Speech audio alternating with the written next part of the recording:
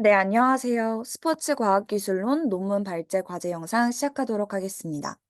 저는 2021년 제54회 하와이 국제 컨퍼런스에 실린 Hybrid Sports Configurations, The Intertwining of the Physical and the Digital 이라는 주제로 논문 발제를 맡은 금나리입니다. 목차는 다음과 같습니다. 서론에서 이론적 배경에 대해 다룬 후 하이브리드 스포츠 클러스터의 개념 및 클러스터 구성에 대해 살펴보도록 하겠습니다. 그 이후에는 이 논문의 시사점을 마지막으로 발표를 마무리하도록 하겠습니다. 가장 먼저 논문의 서론입니다. 본 논문은 디지털 기술이 스포츠의 모습을 점차 형성해가며 변화시키고 있다는 것에 대해 먼저 언급했는데요.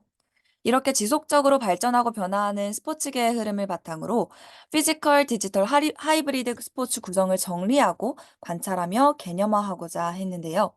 이러한 과정은 스포츠의 지속적인 진화를 이해하는 데 도움을 줄 수 있다고 말했습니다.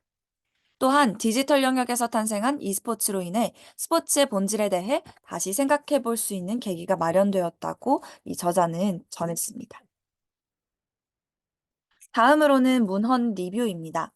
스포츠계에서는 전통적인 스포츠를 디지털화하기 위해 지속적인 연구가 이루어지고 있습니다. 따라서 스포츠와 디지털 기술을 주제로 한 스포츠 관리와 정보 시스템, 팬 참여를 위한 소셜 미디어, 선수 성과 향상을 위한 데이터 분석 등과 같이 디지털 기술을 통해 스포츠를 촉진하는 것에 중점을 두고 있습니다. 디지털 스포츠의 탄생은 e스포츠로부터 시작되었다고 볼 수 있는데요. 이 e스포츠의 인기가 높아지게 되면서 e스포츠의 본질과 이것이 스포츠로 간주되어야 하는지에 대한 입장들은 여전히 논쟁이 되고 있습니다. 이러한 논쟁을 바탕으로 e스포츠의 스포츠 특성을 인식함으로써 본 논문에서는 스포츠의 신체적 요소와 새로운 디지털 요소가 어떻게 상호작용하는지에 대해 관찰하고 피지컬 디지털 하이브리드 스포츠에 대해 소개하고 개념화하고자 했습니다. 다음으로는 전통적인 스포츠의 모형을 살펴볼 텐데요. 전통적인 스포츠 모형에서 발전된 피지컬 디지털 하이브리드 스포츠의 구성에 대해서도 발표 말미에 설명을 드릴 예정이기 때문에 이 부분의 모형에 대해 참고해 주시면 감사드리겠습니다. 전통적인 스포츠에서는 스포츠의 다양한 구성을 특정 짓는 차원으로 세 가지 관계를 제안했습니다. 첫 번째로 액터, 즉 참여자들을 말하는데요. 스포츠에 참여하는 운동 선수들을 뜻합니다. 두 번째는 스포팅 아레나, 즉 스포츠 경기장을 말하고요. 세 번째로 인게임 액티비티, 예를 들어 태권도에서 발차기 행위와 같은 이런 행위들을 말합니다. 이렇게 액터, 스포팅 아레나, 인게임 액티비티 세 가지의 관계가 스포츠 성과로 이어진다는 것을 의미하고 나타내는 모형임을 알 수 있습니다. 그럼 이제 본격적으로 하이브리드 스포츠의 구성에 대해 살펴보겠습니다. 하이브리드 스포츠는 4개의 영역으로 구성됩니다. 먼저 여기 핑크색 박스의 피지컬 아레나와 파란색 박스의 디지털 아레나로 나뉩니다. 피지컬 영역에서는 디지털리 서포티드 스포츠와 디지털리 어그멘티드 스포츠로 구성되며 디지털 아레나에서는 디지털리 리플리케이티드 스포츠, 디지털리 트랜슬레이티드 스포츠로 구성이 됩니다. 이 노란 박스로 표시된 부분에 맨 위부터 아래로 내려갈수록 디지털의 개입이 커지게 됩니다. 또한 이전 슬라이드에서 설명드렸던 이 액터, 행위자들 기억이 나시나요? 이는 1차 선수, 2차 직원, 3차 관중으로 구체화되어 나뉘게 되는데요.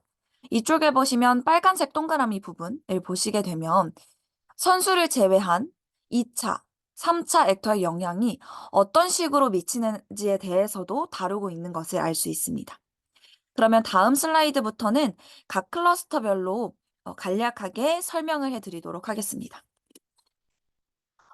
첫 번째 클러스터인데요. 피지컬 아레나의 디지털리 서포티드 스포츠입니다. 이 클러스터는 축구, 농구, 테니스와 같은 전통적인 스포츠들을 포함시킵니다. 주체는 운동선수이며 스포츠가 운동선수, 즉 액터와 직접적인 상호작용을 하기 때문에 디지털 기술을 통해 촉진되는 요소는 거의 없다고 볼 수 있습니다. 다음은 피지컬 아레나의 디지털리 어그멘티드 스포츠입니다. 이 클러스터는 서포티드 스포츠에 비해 디지털의 개입이 생기게 되는데요. 피지컬 스킬과 디지털 스킬 둘 다의 관련이 있는 클러스터입니다. 첫 번째 예시로는 모터 스포츠가 있습니다. 페달을 밟는 신체적인 입력을 통해서 경주 속도라는 출력을 생성하는 것입니다. 두 번째로는 카레이싱에서 피드백 루프라는 제도를 예로 들 수 있는데요. 선수의 신체적인 입력과 더불어서 팀 엔지니어나 전략가, 그리고 팬 등의 디지털 입력에 의해서 경주 성과가 결정되는 것을 알 수 있습니다. 이러한 예시들을 통해서 이 클러스터의 특성을 알 수 있었습니다. 다음으로는 세 번째, 디지털 아레나에 있는 디지털리 리플리케이티드 스포츠입니다. 이 클러스터는 지휘프트와 같은 가상 자전거 경주를 예로 들 수 있습니다. 디지털 방식으로 1대1 복제된 스포츠들을 말하는데요. 아무래도 실제 환경과는 수행하는 조건이 좀 다르기 때문에 요구되는 기술 또한 다르고 경기 중에 상호작용 또한 실제 경기장과는 차이를 보입니다. 이렇게 1대1 복제된 디지털 스포츠 방식으로 인해서 직원과 관중인 2차 그리고 3차 행위자의 잠재적인 영향도 거의 없다는 것을 알 수 있습니다. 마지막으로 디지털 아레나의 디지털리 트랜슬레이티드 스포츠입니다. 이 클러스터에는 e스포츠가 속합니다. 모든 상호작용은 디지털로 이루어지며 한 사람이 여러 플레이어나 아바타를 제어할 수 있습니다. 그러나 1차 액터가 수행하는 신체 활동에 대한 논쟁은 여전히 이루어지고 있어서 지속적인 논의가 필요해 보인다고 전했고요. 모든 상호작용이 디지털이기 때문에 2차 그리고 3차 액터의 영향 또한 디지털로 나타나게 된다는 특성을 보입니다. 발표 초반에 제가 언급해드렸던 비슷한 모형 기억나시나요? 이 그림에서는 디지털의 영향까지 설명하기 위해 기존 전통적인 스포츠 모형에서 발전이 되었습니다. 이 피지컬 디지털 하이브리드 스포츠 모형은 스포츠를 디지털화하고 신체적 활동과 얽혀 새로운 형태의 경쟁과 스포츠 성과를 창출해냅니다. 또한 주요 상호작용의 장소인 스포팅 에리어는 특정한 위치에 국한되지 않고 디지털화되며 다양하게 분산될 수 있습니다. 마지막으로 1차 행위자인 선수, 2차 행위자인 직원, 3차 행위자인 관중까지 세 계층의 행위자 모두가 참여할 수 있도록 하는 새로운 형태의 영향력을 촉진하여 설명했습니다. 마지막으로 본 논문의 시사점입니다. 본 논문에서는 스포츠 맥락에 초점을 맞추고 피지컬 구성 요소와 디지털 구성 요소의 상호 의존성을 설명 및 개념화하며 하이브리드 스포츠의 구성에 대해 설명하고자 했습니다. 이 과정에서 스포츠를 구성하는 요소의 중심에는 반드시 신체성을 두어야 한다고 정리했습니다. 만약 스포츠가 완전히 디지털화되어 버린다면 그것은 스포츠로 간주되기 어렵기 때문입니다. 두 번째로 디지털을 스포츠 관리의 관점에서 본다면 훈련 목적으로 팬 참여 향상을 위한 수단이 되어야 한다고 전했고요. 세 번째로 e스포츠의 관점에서는 인간이 아닌 행위자가 경쟁 활동에 참여하는 방법이 미래에도 여전히 스포츠로 간주될 수 있을지에 대한 여부는 논의가 필요하다고 전했습니다. 더 나아가서 다섯 번째 클러스터가 형성되는 것을 상상해 볼 수 있다고 했는데요. 이는 기계 행위자가 경쟁적인 신체 활동을 수행하는 자율 드론 경주를 예로 들 수 있을 것입니다.